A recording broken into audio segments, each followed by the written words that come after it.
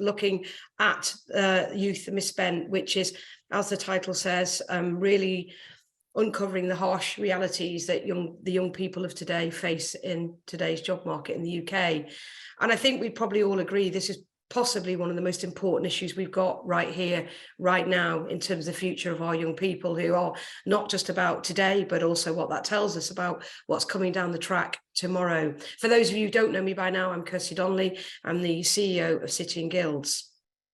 We launched this report last week, and it's had a huge pickup already from the media, probably because it does pull into such sharp focus this very real issue that, quite simply, we are failing our young people on almost every level of social welfare, education, skills, employment, and so much more. So we've got a great panel coming up later, as well as a young person who's faced her own barriers, who's going to tell her own story. And I'm just going to spend a few minutes now setting the context behind the report itself. So let's put up the first slide, looking at the background to this research. Some of you may recall that last year we published another year-long campaign, was focused around the Great Jobs campaign, as we called it. But we've continued since then to be perplexed about why youth unemployment has remained so stubbornly high in the UK, despite the fact that we now know there are so many open vacancies. I think it was 1.3 million on the last count. So we wanted to try and get to the crux of why this might be, and simply not buy into this argument or debate that often used by the media that is all about Generation Snowflake, because it's absolutely not. This is a real hard issue. And so we need to really understand what's holding our young people back. We know that this generation of young people have grown up during a decade of austerity, which is impacting amongst many things: funding for schools, for colleges, for training providers, as well as, of course, a lack of careers advice and guidance. So we wanted to further understand how this impacted young people's careers and also their aspirations. And of course, on top of that, young people have been living through the political upheaval of Brexit, and then followed by the pandemic. All really unsettling stuff when you think about it, particularly as you come through your early adulthood. It's also widely reported that millions of young people are failing to achieve the basic qualifications that they should be in order to set them up for a fruitful career. A report by the Children's Commission in 2019 stated that 18% of all 18-year-olds were leaving education without achieving 5 GCSEs of grade C or above. But that number doubles to 37% of young people who had been in receipt of free school meals. So clearly some correlation here that we're going to discuss on our panel later. This correlation between poverty and low levels of educational achievement. The fact that so many young people are starting their careers on the back foot is particularly worrying when we consider that we've just entered a recession, and that 43% of young people are already in insecure work, according to the Work Foundation. So again, we wanted to understand what impact this perfect storm is having on young people throughout their childhoods, and the effect that this might have on their futures, but as well as our future as they enter the world of work as young adults. So what else did the research tell us? Let's have a quick look at some of the data points. We surveyed 5,000 young people aged 18 to 24. Unsurprisingly, and given what I've just told you, the first thing we uncovered were really alarming levels of disadvantage. And you can see the data points here on the slide for you. I'll just pull out a few of them. 38% of young people had been in receipt of free school meals at some point during their education, a key indicator of childhood poverty. 19% have been a young carer. 10% have been in the care system themselves. 9% of young men have been in prison. 28% of the 18 to 24-year-olds, as I mentioned a moment ago, had a level 2 or below as the highest level of qualification. In a nutshell, we have a system that is baking inequality in and making social mobility increasingly unlikely. We also found that the majority of young people didn't feel they had the skills needed to progress in their careers.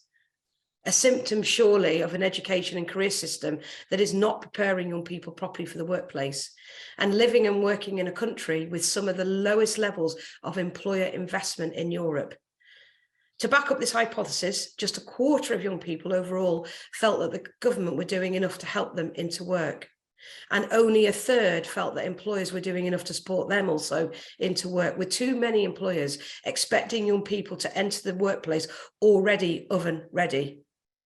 So I think you'll find some pretty stark findings for us all to digest here.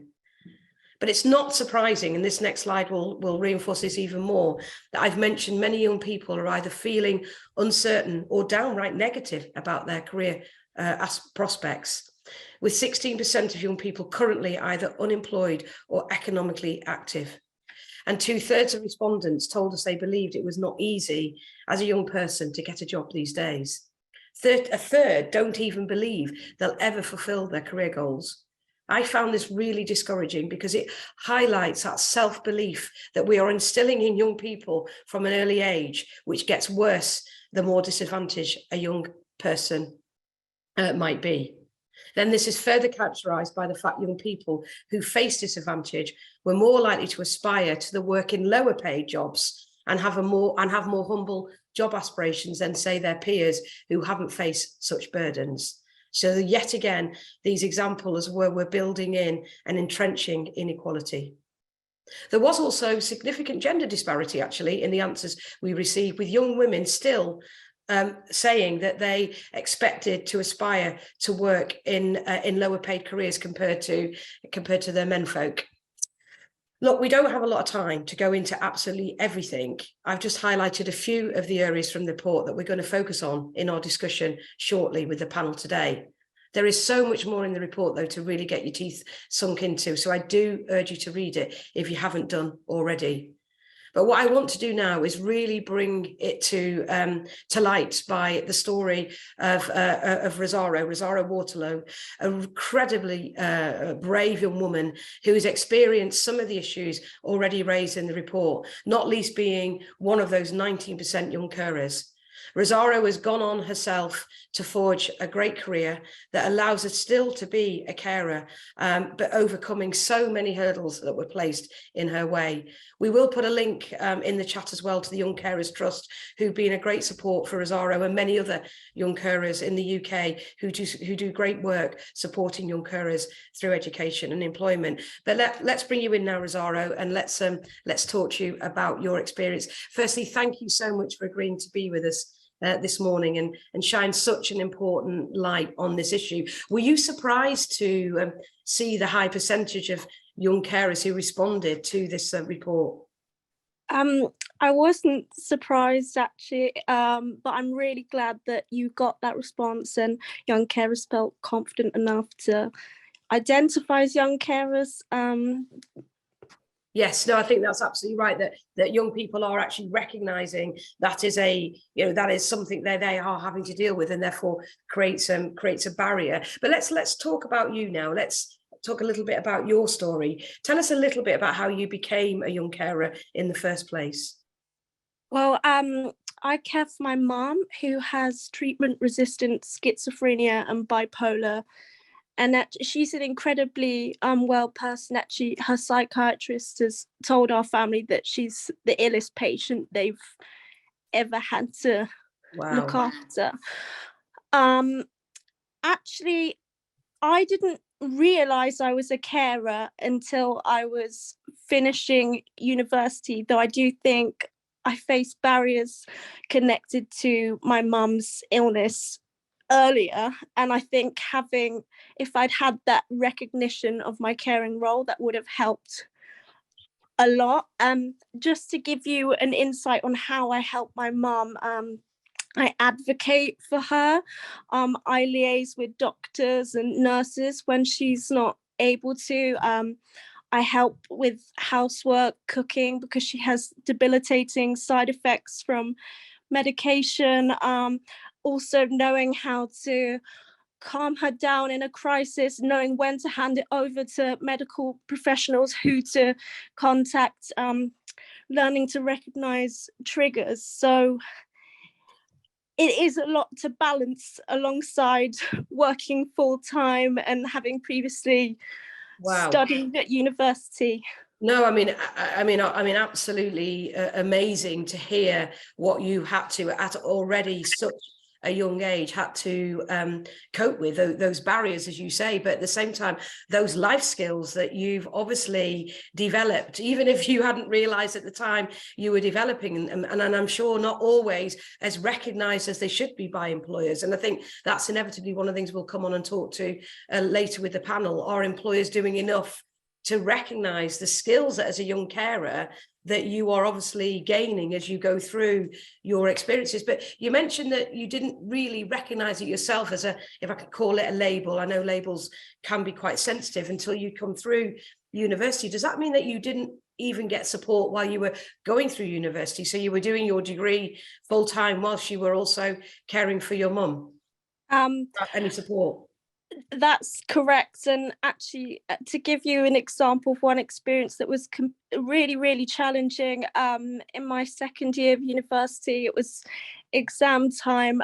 My mum had a psychotic episode. My university wasn't near where she was in hospital, but also she was put in a hospital that wasn't near our family home. And I wanted to do everything I could to help, but also needed to focus on my studies. I got in touch with my supervisor at university, who didn't even respond, and I kept trying, no response.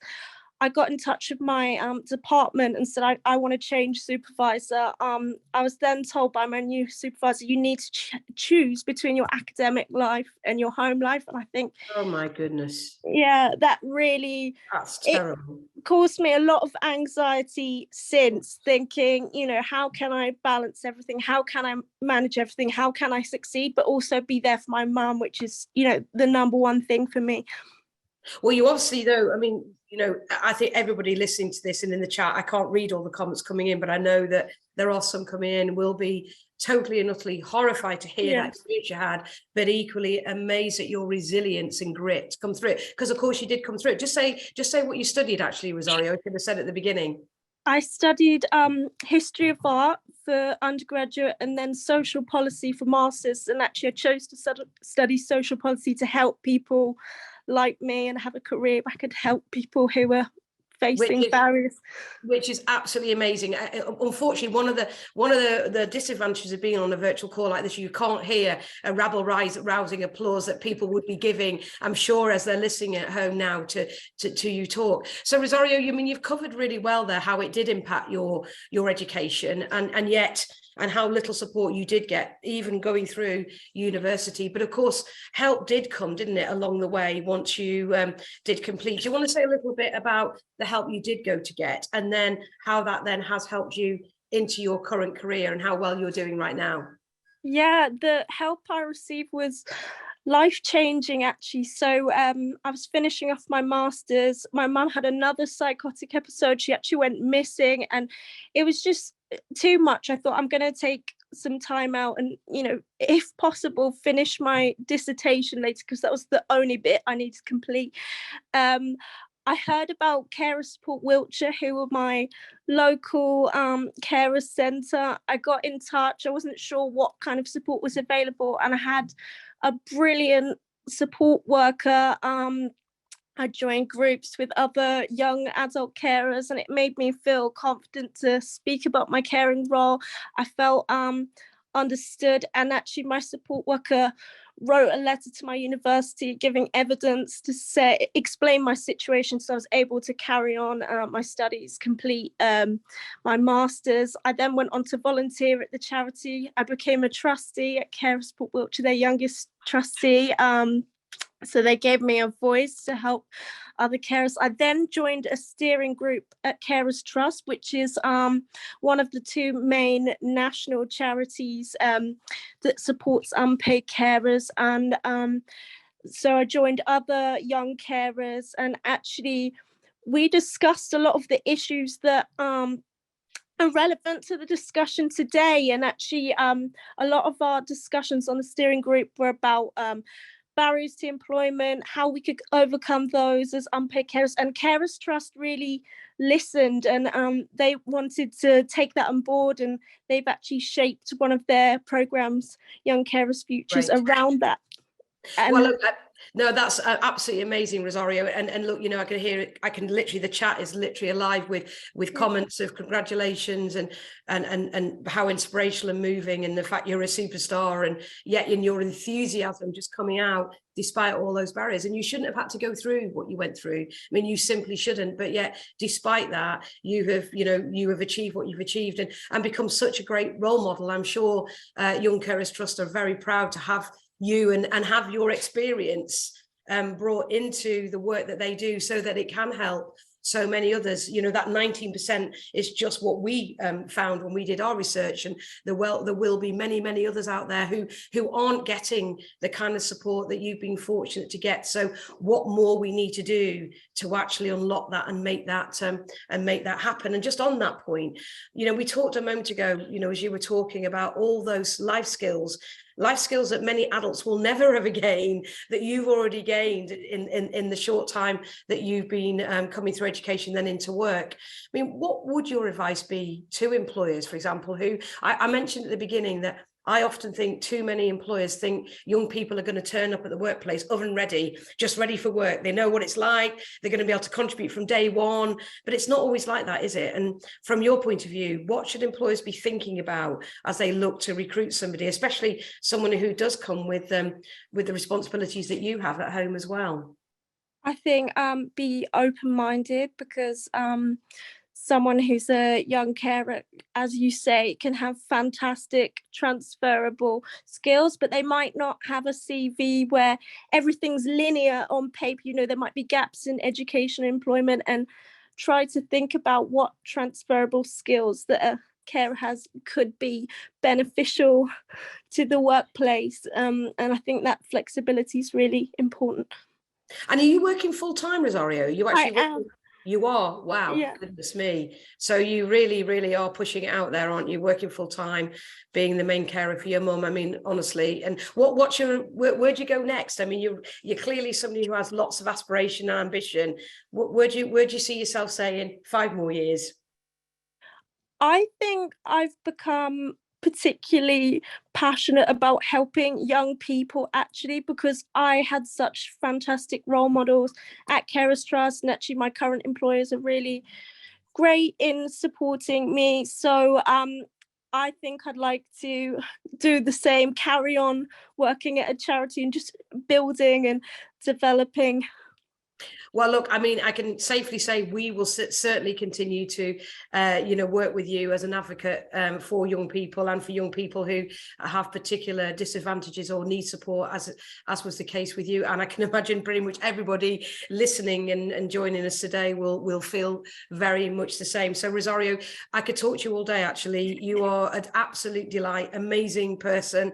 Thank you for coming and sharing your story with us and shining this light on what is such an important issue. And as we said, so many young people out there who will be experiencing very similar situations and won't necessarily have even had the same opportunity you've had, albeit opportunity that you created for yourself. So very well done, and an amazing role model. And thank you for being with us this morning. And obviously I know you'll be continuing to join us through this event.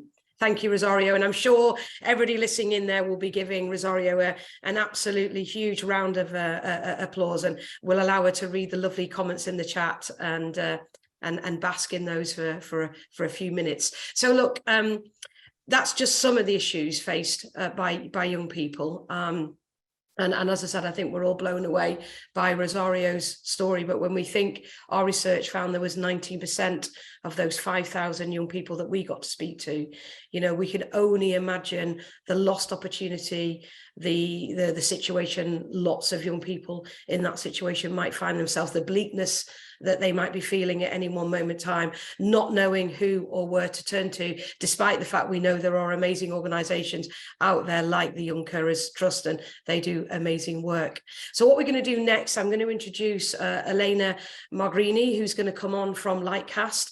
And Elena is just going to spend the next 5 minutes, really, a little like I did at the beginning, setting some context. But actually, Elena's going to really focus in now on the actual data that sat underneath this report before we move straight on into the panel. Elena, the floor's yours. Thanks, Kirstie. Good morning, everyone. It's really interesting to hear Rosario's experience, and it's also great to be part of this research, because there are indeed a lot of challenges that young people are facing. And the one I'm going to talk about this morning in particular is how, when we overlap the findings from the survey with labor market insights, we find that another big challenge that young people are facing is that their career aspirations differ from the realities of the UK labor market. And now this can be for a wide range of things, and it's normal that young people may have aspirations that are not in line with the realities, but this also means that there is more than we can do to help them make informed decisions about their futures. So if we move on to the next slides, I'm just going to give you a couple of examples of what we found when we overlapped the survey with labor market insights. One of the first ways in which the expectations of young people don't align with the labor market is in terms of where the job opportunities are. For example, 15% of the young people surveyed express an interest for working in the arts and entertainment sector, whereas we know that only 2% of all jobs in the UK labor market are in this sector. And then on the other end, there are other sectors that play a bigger role in the UK economy, like, for example, manufacturing accounts for 8% of all the jobs in the UK economy, but only 2% of the young people surveyed express an interest for working in these sectors. So there are a bit quite difference in terms of the labor market composition of today. But we also know that the labor market is changing rapidly, and the interest of young people do not always align also with the direction of travel in the labor market in the future. So the next slide shows you the industries that are expected to see growth and decline in job numbers over the next 5 years. And what we see is that some of the industries that are growing the fastest are human health, professional services, transport and storage. And these are not always the ones that have been most cited by young people in the survey in terms of their preferences. So, for example, if we go back to what we were saying before about manufacturing, not many young people want to work in this sector, and yet the jobs in this area will continue to grow over time. Arts, entertainment and recreations, a lot of young people expressed an interest in this sector, and yet jobs will continue to decline. Now, this is not the case for every single industry. Health and social care, for example, is up there, and the preferences of young people are more or less in line with the realities of the labor market in that sense, but there are also some disparities. Then if we move to the next slide, it's also interesting to see how the interest of young people differ based on their socioeconomic background. So here what we see is that on the left-hand side, the group called ABC1 represents people that come from a more advantaged background compared to a less advantaged background on the right-hand side. And what we see is how they expressed an interest for working in different sectors. And here what we see is that young people from more advantaged backgrounds tend to be more likely to express an interest for career choices in industries that tend to be higher paid, like information and communication, financial services, and professional services, whereas instead less advantaged young people had preferences for career choices that were in occupation that tend to be lower paid. This is not just a thing about advantage and disadvantage. However, if we go into the next slide, what we see is that gender matters too when it comes to aspiration. When we asked when the young people surveyed in the report express an interest in terms of where they aspire to work and where they're currently working, what we see is that young women are far more likely to work already in occupations and sectors that have lower paid compared to young men, for example, in health and education compared to construction and manufacturing. And their aspirations also tend to be to work in sectors that continue to be lower paid compared to the aspirations of young men.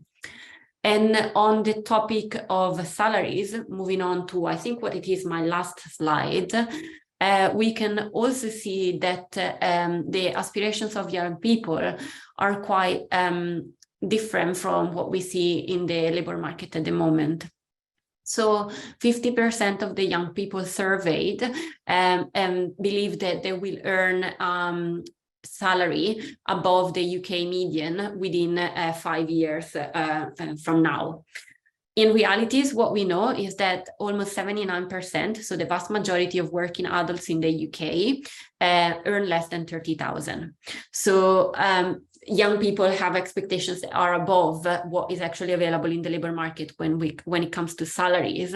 And again, there are differences both in terms of gender and in terms of disadvantage. So in the next 5 years, young women are less likely to believe they're going to earn above the median salary than men. And young people from disadvantaged backgrounds are less likely to believe they will earn more than the median salary than young people from more advantaged backgrounds. And it's also interesting to pause for a second on the men and women experience, because we've also asked them what their aspirations are in 10 years' time. And the field levels up in terms of what young people think they will earn. But what we know in reality is that the longer they stay in the labor market, the gap widens between the two groups. So all in all together, the fact that the aspirations of young people are so different from the labor market realities tells me that there is way more that we can do to help them make informed decisions about the future. And that is something that will be explored further as part of the panel. So I'm going to hand over back to Kirstie. Thank you. Thank you so much, Elena. Look, some fascinating data points there. Let's pull the slide down. And I think some really interesting food for thought. It's really interesting about that, young people's expectations. But then when you set that against what I was saying earlier, the amount of young people in the survey who don't have expectations. So you've got this sort of mismatch of those who've got expectations that are way above and those who have very little aspiration. So very, very interesting set of data points. So it takes us very nicely now into the panel. So it's my turn to hand over the mic. I'm going to hand over the mic to my colleague, Lauren Roberts, who is our advocacy lead for young people here at City and Guilds. And Lauren, you're going to take over the debate now and bring the panel on. So over to you. Perfect. Thank you so much, Kirstie, and good morning, everybody. Really proud and privileged to share the room with Rosario and some of our amazing panelists we've got coming up. We're on a really tight schedule and I want to give this panel the time and effort it deserves. So I'm going to jump straight in and just introduce my panelists to you all. So we've obviously already met Kirstie, CEO of City and Guilds. Also already met Elena Magrini, who is the head of global research at Economic Modelers Lightcast. Also delighted to be joined by LJ Rowlings, who is the CEO of Youth Misspent UK, a not-for-profit organisation which has been running for 10 years with the purpose of reducing youth employment in the UK. Also delighted to be joined by Purnima Sen, who's the Chief People and Compliance Officer at Sparta Global, a provider of business and technology training and careers for emerging talent, and a recent recipient of our Princess Royal Training Awards. And last but not least, Emma Coles, who is a recruitment delivery manager at Manpower Group Talent Solutions and currently is embedded in Jaguar Land Rover, supporting with their early talent program. So thank you all very much for joining us today. I'm going to get right stuck in with the first question, just so we don't waste any time. And as has been highlighted all throughout the morning already, we know that almost 2/5 of young people that were surveyed have at some point been in receipt of free school meals, which we know is a key indicator of childhood poverty. We also found there were really clear correlations between having experienced childhood poverty and then going on to have lower levels of self-confidence, more humble career aspirations, and then going on to unfortunately receive lower levels of qualifications and then go on to experience higher levels of unemployment. We also found that those who receive free school meals were also far more likely to have been in prison or the care systems, have been a carer for a relative, or have suffered significant physical or mental health issues. So the first question is, what more needs to be done to give young people who have faced childhood poverty a fairer chance as they enter the labour market? I'm going to kick off with you, LJ, if that's okay on this one. So just around that childhood poverty element and what more can employers do? Thank you, Lauren, and hello and good morning, everybody. So Youth Employment UK did a really interesting piece of research with Newcastle University about 6 years ago on the role of family in social mobility. And what we learned in that report was that in order for young people to progress out of their social sphere into the next, is they need this transfer of capital, social, economic and cultural capital. And that's often what you see missing when children are raised in families of low social economic affluence. And so we know this, we know what culture capital needs to be transferred. We know that young people who come from poor social economic backgrounds are more likely or less likely to have contacts with the world of work, opportunities for work experience, opportunities to network and understand the careers out there and available to them. Think about that point about professional services. Young people can't see professional services. I don't even know if I know what's in professional services as a career. If you can't see it, you can't be it. And that really is kind of what we're looking at when we talk about young people coming from those kind of poor social backgrounds. And so the system needs to recognize that and look at how we bridge that gap. So where families can't produce that capital for lots of different reasons, we have to make sure the system around our young people can shore up that capital transfer. And we're just not getting that right. We haven't got that right for 20 odd years. Social mobility in this country has been going backwards. I think from this perspective of the system around young people, there's lots that we can do in terms of education and training and skill development, but we have to remove the focus of academic attainment so we can make some room in the curriculum for those wider experiences and opportunities. And then for employers, you know, at Youth Employment UK, we talk a lot to employers about supporting young people and recognising talent. And as just we heard from Rosario, you know, the gaps in CVs or the not being able to articulate those skills. It really is time for employers to, as Kirstie said, that rose-tinted glasses employers have that young people are going to be employable. It's a fallacy. It's not true for any of us and for any of our young people. And so employers have to work much harder in understanding the place from which young people are coming from. And reading this report and reading our report, the Youth Voice Census, is a good start, but committing to really understanding what that means and then kind of changing recruitment systems takes really brave leadership. Thanks, LJ. If I can bring you in there, Purnima, just thinking about some of those, you know, embedding that into early talent programs and embedding that into real policies, just from Sparta Global's perspective.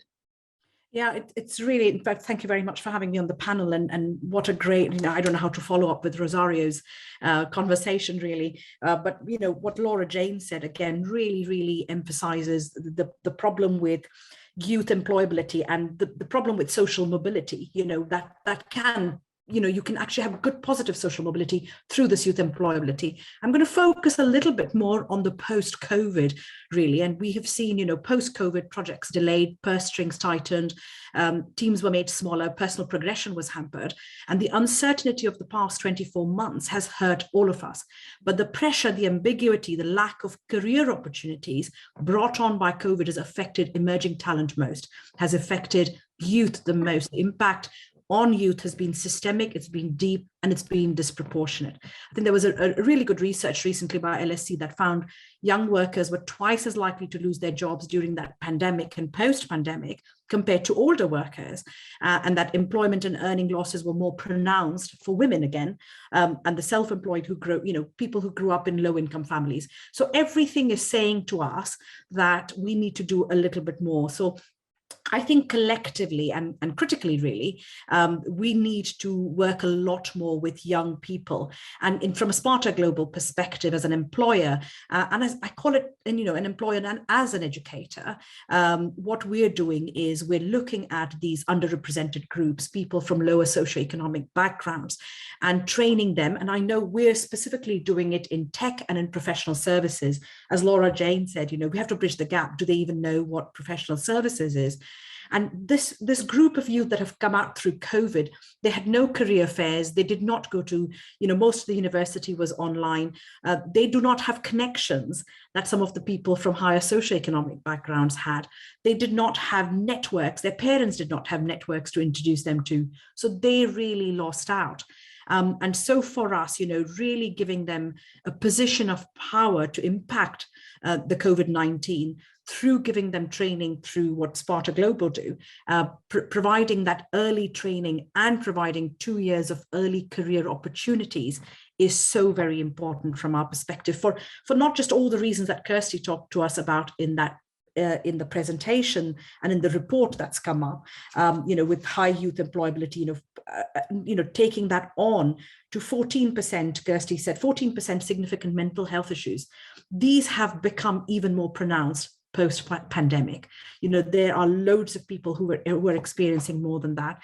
And that's why for us, working together with groups, with communities, to really influence change for early careers has become such an important thing for Sparta Global. And we're really working on that leveling up as far as youth employability is concerned.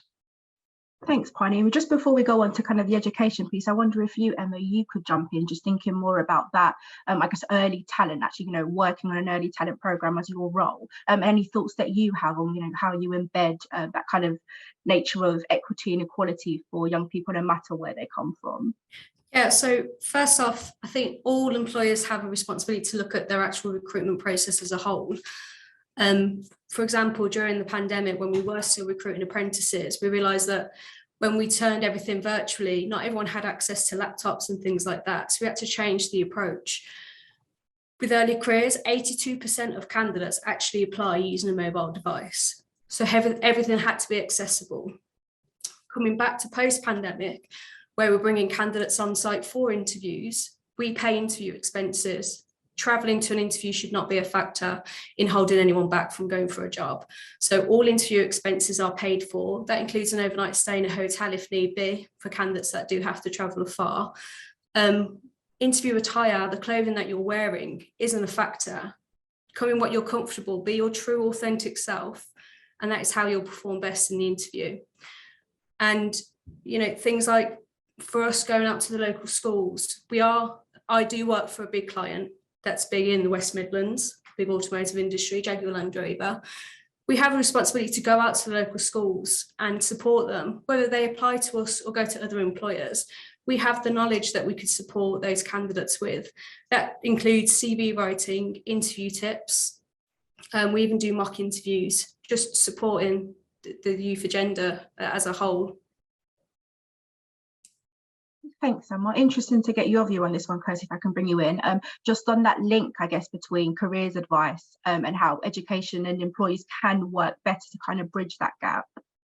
Yeah, look, I agree with everything that's been said. I was really struck by what LJ said at the beginning there, that we have to accept that social mobility has gone backwards. It really has, and it full stop. And that's horrific when you think about the context of where we are today. And I was saying at the beginning, the number of if you just took a very simple, a very naive look and said, we've got this many young unemployed, we've got these many job vacancies, how can we match them? I know it doesn't work like that. Of course, I know it doesn't work like that.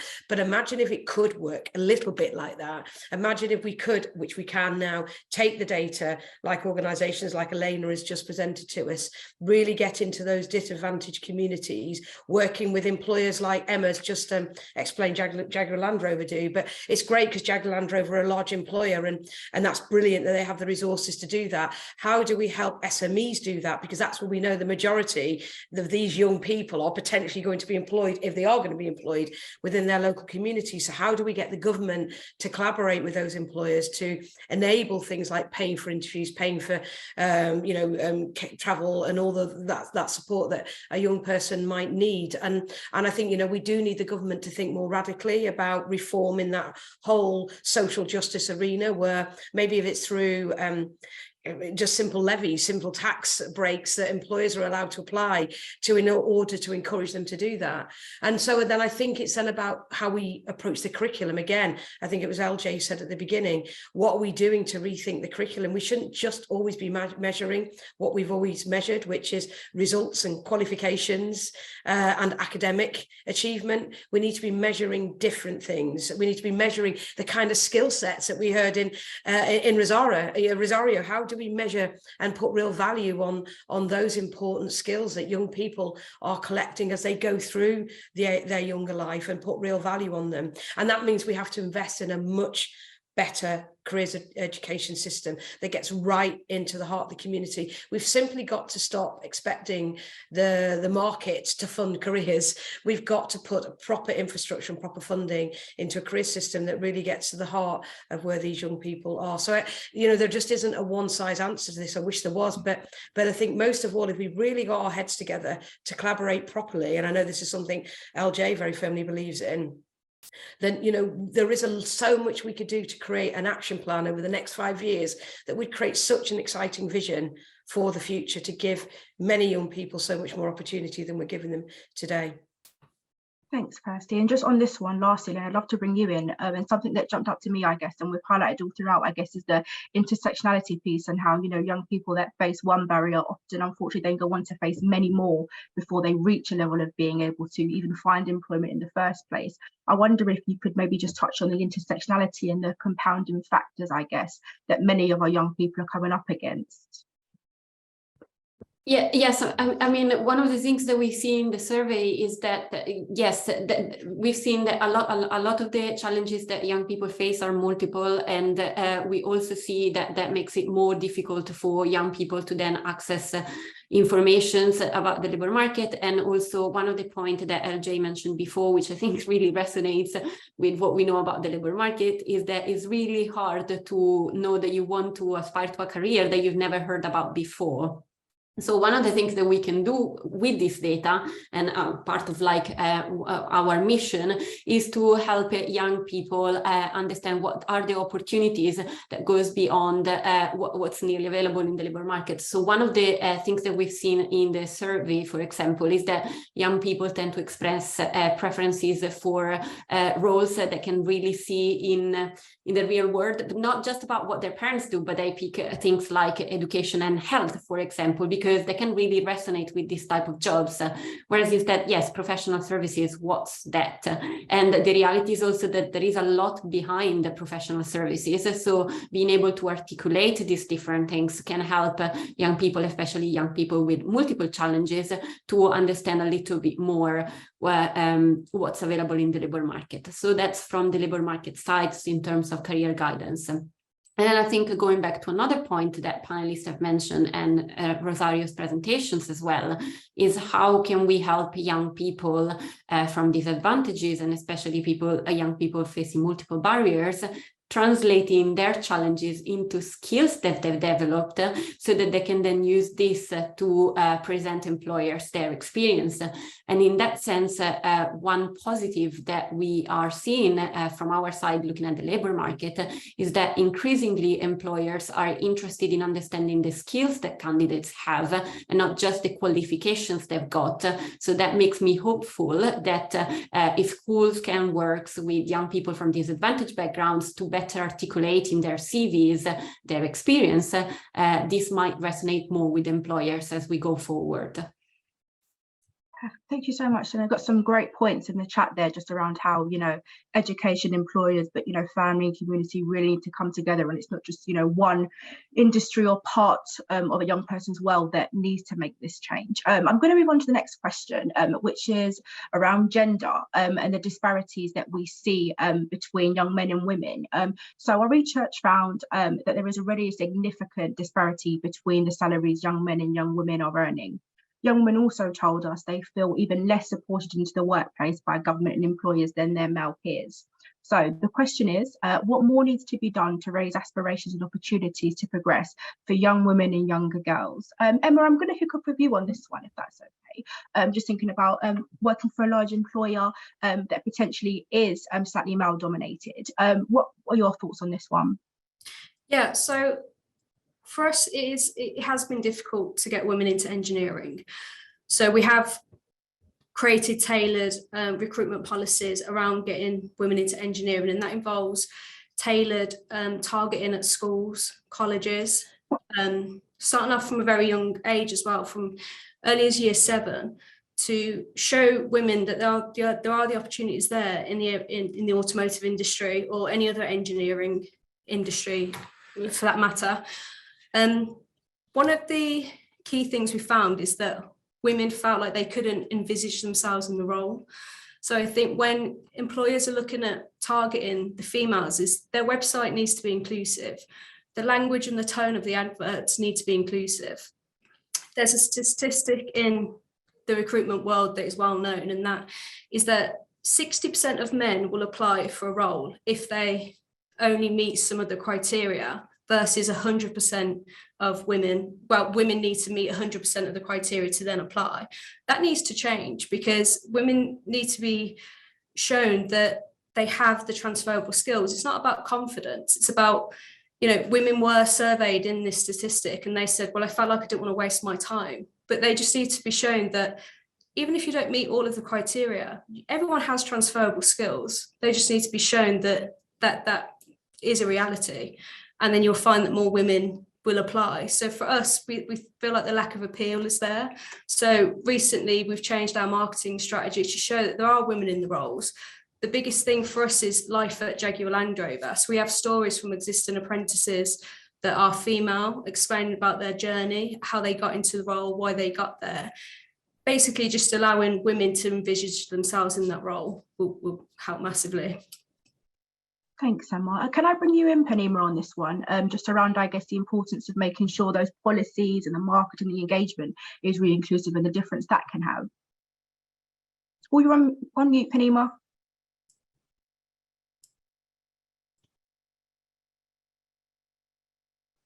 I apologize. Shouldn't have muted myself. Thank you very much, Lauren. I just wanted to, add to what the other panelists have said, but gender really, really important. And we work in the IT sector, so we really suffer with women in tech. We have very few applications coming in.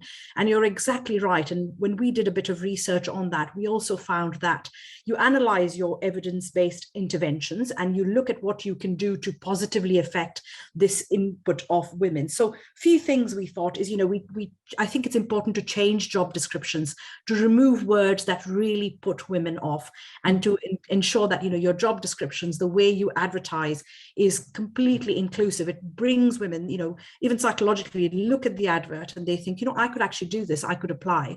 I think being present in the community is really important. So we work with Code with Girls, again, getting to that really grassroots level. So Code with Girls is a program for 11 to 13-year-olds. And last weekend, we ran a session with them where we brought in our trainers and we helped them to understand what is coding and will they be interested in it. And I think really working at that level becomes really important. So you partner with universities, with school, with communities to bring the women into tech. I think promoting wider access to digital skills through that as well becomes important, but also reviewing your entry-level criteria for bias. When we did our research, we found that the entry-level criteria is so important because you sometimes, without thinking about it, unconsciously remove a whole load of women from applying because of the way you've set your entry-level criteria. For me, mentorship, role models, really important. I think what Laura Jane said, you can't be what you can't see.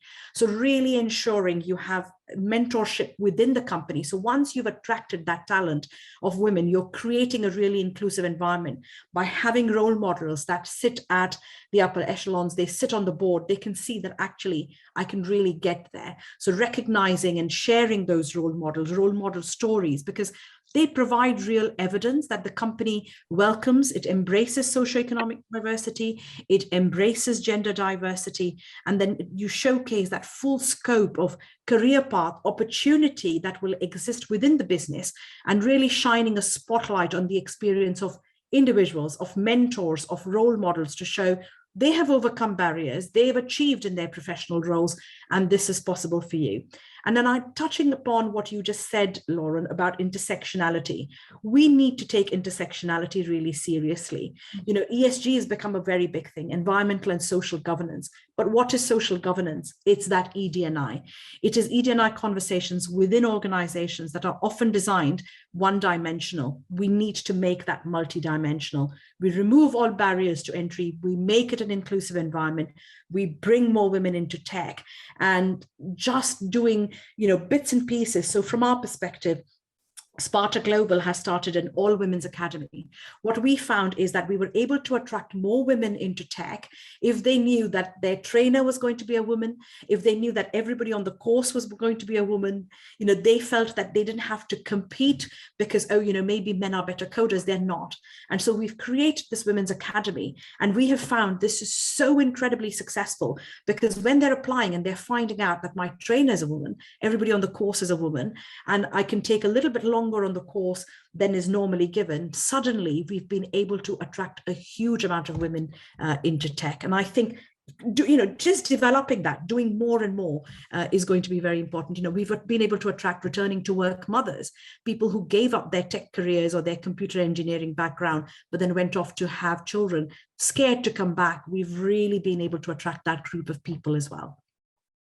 Thanks, Panima. If I could just bring you, LJ, just on this one quickly, just thinking about, your work day in, day out with young people, and I guess how does that mindset and that attitude actually play out in practice of young women feeling like they're never going to, reach the same level as their male peers? I just can't believe it's 2022 and we're still having this bloody conversation. In our Youth Voice Census this year, one of our key findings that makes me the saddest is that if you are different in the UK, you are disadvantaged, and that includes gender, being part of the LGBTQ+ community, race and ethnicity. It's important we're shining a light on gender here, but actually we must that intersectionality, as Panima says, is so very important, because if you are different in the UK, you are disadvantaged, and we have got to be better. Our careers website, so Youth Misspent UK, 10 years ago, we recognised this careers conversation. And again, I could really depress you all in saying that this feels like Groundhog Day. This was a conversation, Kirstie, we had 10 years ago about careers information in schools, social mobility, supporting those young people to access careers that they can't see. We've been having this conversation for 10 years. Our careers website, which we built because of this conversation, this year will see 2 million page views of our content. And when we support employers, the only employers we will work with are those that are youth friendly, that are committed to good youth employment practice. And when we showcase those employers, we make sure that content reaches every young person. So we make sure that they've got role models of young women on their pages on our website. We make sure that they've got stories about the LGBTQ+ inclusion programs, so that young people using our website can see those employers and see themselves within those opportunities. And then that is the way to do it, is chipping away at that vision for young people. But one of the things we haven't talked about here, there's a lot of chat in the chat box about schools. I mean, schools have such an overwhelming job to do. It is not all their job. I was talking to a college earlier this morning, who did a review of their students, and 90% of them were flagged as at risk of something. Young carers, mental health and anxiety. Careers education doesn't fix all of those things, and we have to be really mindful that actually that would be a plaster to some of those issues that young people are presenting. And so the system is much more than just the careers education around it. But there are tools out there like our website and the work that we've been doing over the last 10 years. And I just think it's about getting that message of consistency, as Kirstie says, the system working together and not competing, so that young people can access the good stuff that does exist. Because just like Jag Land Rover, there are a lot of employers doing some really good stuff, and we have to shine a spotlight on what's working and really amplify that to reach most young people. Thanks, RJ. Can I just bring you in there, Kirstie? Just a lovely plug to bring you in. Just on that whole bit around, employers working together, and any other thoughts that you have just on this gender disparity piece?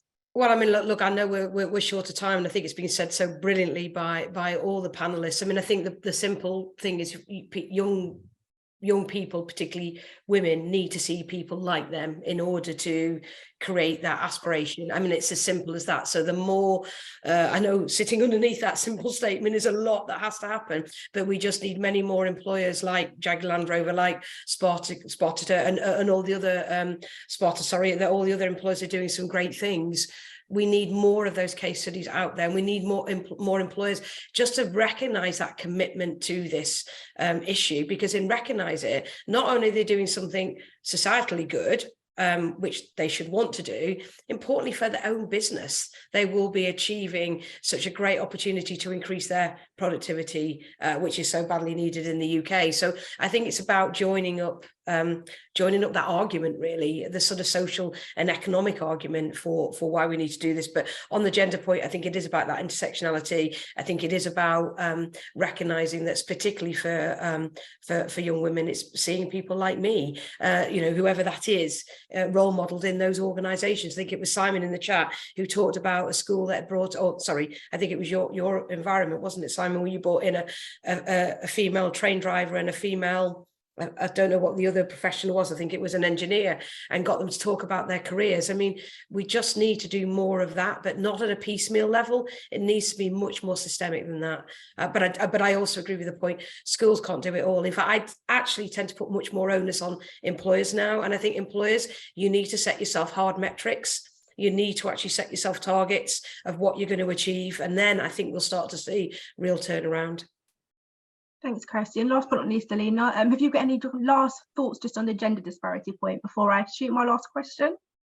Thanks, Lauren. I agree with all the other panelists have said, so I'm going to keep that brief on that. One more thing that I thought was interesting that we found from our research is that young men and women talk about themselves in different ways in their CVs, in which, for example, we see that men are much more likely to say they've taken a leading position in what they've done, whereas women talk about contributing and helping.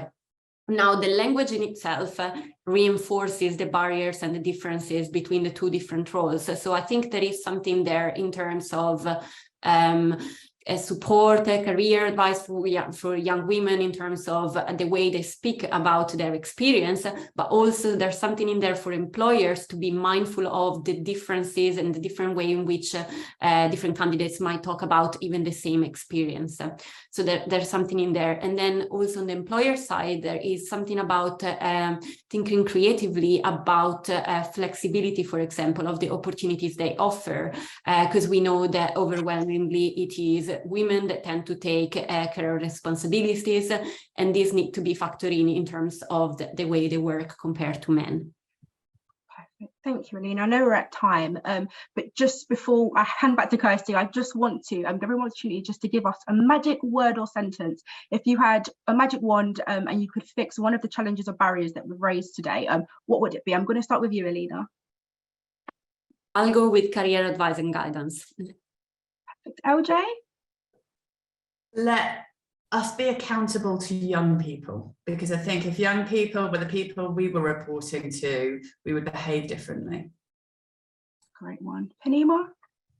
Hire people, not profiles. Focus on attitude, aptitude, potentials. Do not look at CVs. Hire people, not CVs. Thank you. Emma? I was going to echo that it's just look at the metrics beyond the CV. A CV doesn't show someone's capability of doing a job, but their attitude and motivation does. Thanks, Emma. And Rosario, glad to see you back on my screen. Your final thought, final word? I'd like to see widespread training among education centres and employers, and the funding to be able to do that, to raise awareness about young people facing barriers so they can help contribute better to that. Thank you, Rosario. And Kirstie? Well, I don't think there's any more magic. It's really weird when you have your magic wand stolen off you, because it was always but I don't think there's any more magic wands I can add to any of that other than say let's pull it together under a real vision for aspiration and achievement and measure it. And I think, as LJ said, let's make it a young person's vision. Let's be accountable to the young people for delivering on this. So look, what a great panel. Thank you so much, Lauren, for taking the seat and doing such a superb job. Thank you to all our panelists. I know we're completely out of time, so all I'm going to say right now is, look, please do watch throughout 2023. We're going to be reusing the content. We're going to be doing different agenda sessions all around everything that was in the report. Please do share it. There's the hashtag. Please let us know if you want to be part of the ongoing podcast. We're going to keep campaigning on this very, very important issue. It's in all of our interests to address this issue now as the young people of today, as well as for tomorrow and our future. And right now it's not necessarily looking as rosy as it should be. We can change that. Let's change that, working together. Let's make the change that we want to see happen. Thank you so much for being with us. Have a very, very happy holidays, whatever you're choosing to do with the time over the festive period. Be well, take care, and let's carry on this important conversation. Bye for now.